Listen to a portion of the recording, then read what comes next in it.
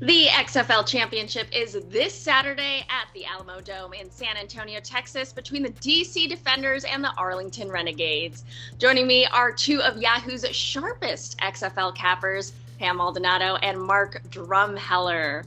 The DC Defenders come in as 6.5-point favorites, and the total is set at 47.5.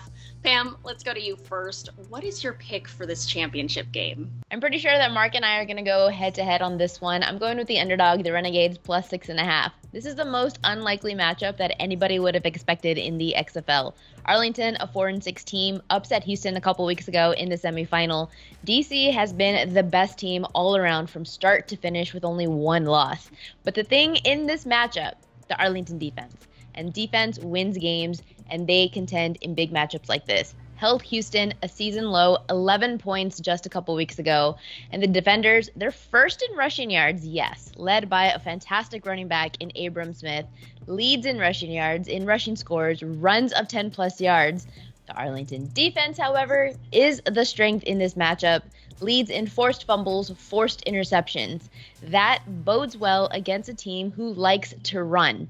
If you take away the run game, then you have DC quarterback Jordan Ta'amu, 4 thrown interceptions in his last 3 games. The Renegades defense, plus now having a quarterback that is highly capable in Luis Perez, now having started since week 7, he has more reps under his belt. He's more comfortable in this matchup. Arlington plus 6.5 is the play for me, and I'm going to go big because it is the final week. Sprinkle the money line plus 220. I love that big underdog payout. Mark, is Pam right? Are you on the opposite side here?